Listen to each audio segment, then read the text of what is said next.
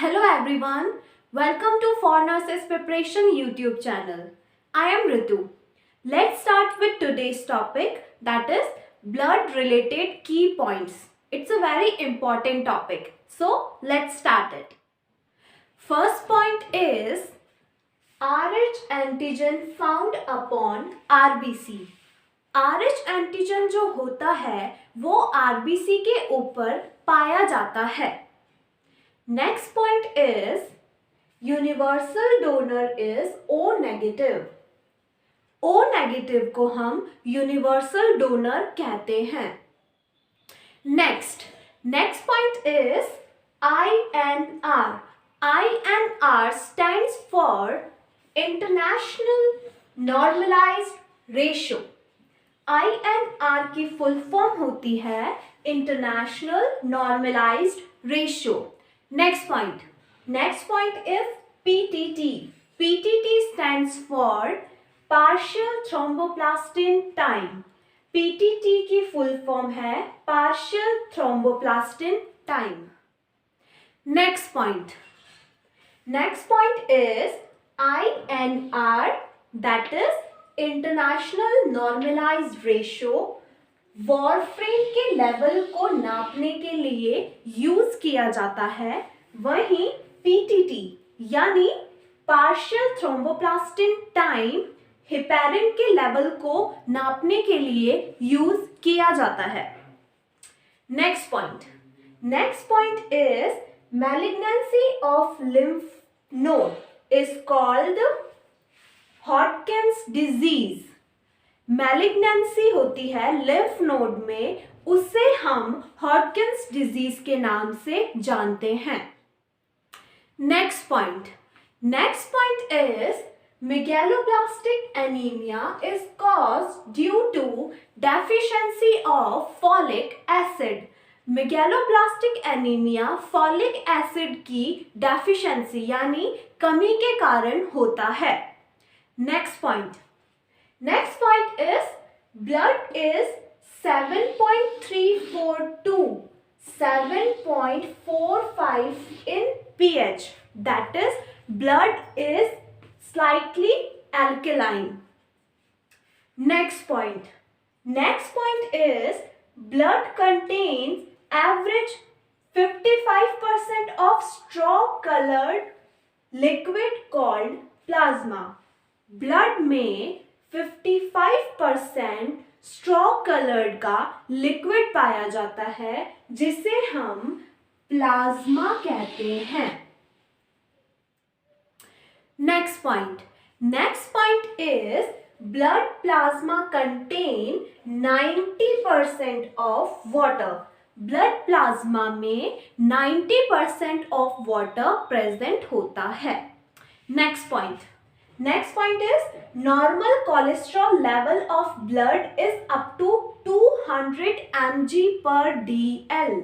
Normal blood का जो cholesterol level होता है वो up to 200 mg per dl होता है. Okay guys, so let's talk about RBC lifespan. RBC lifespan की अगर हम बात करें तो फीटल में आरबीसी लाइफ स्पैन 80 डेज का होता है. वहीं अगर हम अडल्ट्स में आरबीसी के लाइफ स्पैन की बात करें तो 120 डेज का लाइफ स्पैन होता है अडल्ट्स में.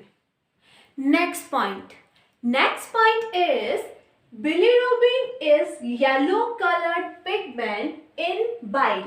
बिलीरुबिन जो होता है वो येलो कलर का पिगमेंट होता है जो कि बाइल में पाया जाता है. Bilirubin formed after destruction of RBC. Bilirubin का फॉर्मेशन डिस्ट्रक्शन ऑफ आरबीसी के बाद यानी आरबीसी को तोड़कर होता है. Next point is erythropoiesis. Erythropoiesis से आप क्या समझते हैं? तो erythropoiesis is formation of RBC. RBC का फॉर्मेशन होना ही इरिथ्रोपोइसिस कहलाता है.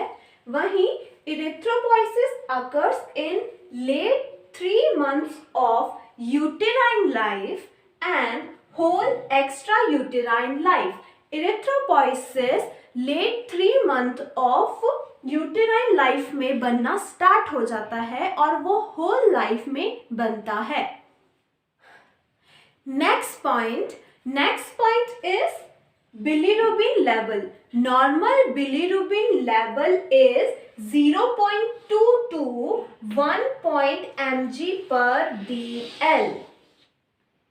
Next point is 1 gram of Hb, that is hemoglobin, contains 3.34 mg iron. मतलब 1 ग्राम ऑफ हीमोग्लोबिन में 3.34 mg आयरन होता है. नेक्स्ट पॉइंट इज हीमोग्लोबिन की नॉर्मल वैल्यू, जो कि सब में अलग अलग होती है. Let's see this. Haemoglobin normal value birth के टाइम 25 होती है. वहीं अगर हम बात करें एक ईयर बर्थ के बाद का जो पहला साल होता है, उसमें नॉर्मल वैल्यू ऑफ हीमोग्लोबिन 17 हो जाती है. मेल और फीमेल में भी हीमोग्लोबिन की नॉर्मल वैल्यू अलग अलग होती है. अगर हम मेल की बात करें तो हीमोग्लोबिन नॉर्मल वैल्यू 14 to 16 होती है मेल में, वहीं 13 to 15 पाई जाती है फीमेल में. Next point is normal count of WBC. WBC की अगर हम नॉर्मल काउंट की बात करें तो यह होती है 4000 से 11000 पर mm³. Next point, neutrophil increases in acute bacterial infection. जब हमारी बॉडी में एक्यूट बैक्टीरियल इन्फेक्शन बढ़ जाता है, तब भी न्यूट्रोफाइल का भी काउंट हमारी बॉडी में बढ़ जाता है. Next point is monocyte increases in chronic infection. जब हमारी बॉडी में क्रॉनिक इन्फेक्शन बढ़ जाता है, तब ही मोनोसाइट्स भी इंक्रीज हो जाते हैं. Next point is lymphocyte increases in viral और chronic bacterial infection. जब हमारी बॉडी में वायरल या फिर chronic bacterial infection बढ़ जाता है, तब ही lymphocyte का नंबर भी हमारी बॉडी में इंक्रीज यानी बढ़ जाता है. Next point, eosinophil increases in allergic disorder, example in asthma. eosinophil जो होता है वो कब इंक्रीज होता है? जब हमारी बॉडी में एलर्जिक डिसऑर्डर भी इंक्रीज होता है. Next point is monocyte is largest WBC and it's 14 to 18 micrometer and it contains horseshoe shaped nucleus. Monocyte जो होती है वो हमारी बॉडी की लार्जेस्ट WBC होती है. इसका जो डायमीटर होता है वो 14 to 18 माइक्रोमीटर होता है. वहीं मोनोसाइट का जो न्यूक्लियस होता है वो होर्सशू शेप्ड का न्यूक्लियस प्रेजेंट होता है. Next point is IgM is pentameric structure, also called as millionaire molecule.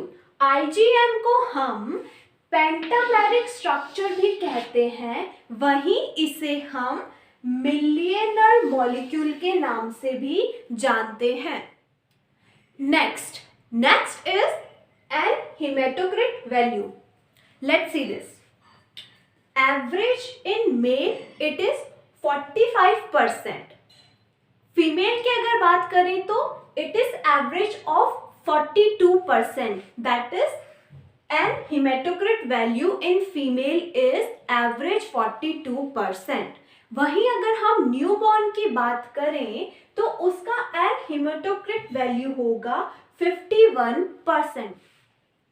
Next point is Hematocrit is also sometimes called as packed cell volume, that is PCV, volume of packed red cell, that is PVRC, or erythrocyte volume fraction, that is EVF.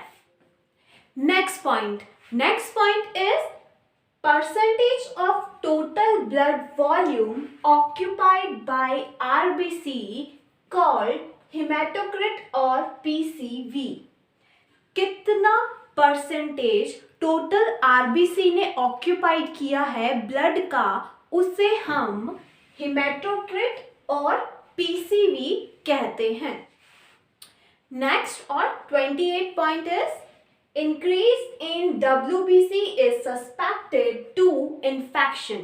अगर हमारी body में WBC का count increase हुआ है तो ये sure है कि हमारी बॉडी में इन्फेक्शन है. Next point is carb amino haemoglobin means CO2 plus HB, that is carbon dioxide plus haemoglobin मिलकर बनाते हैं कार्ब अमीनो हीमोग्लोबिन.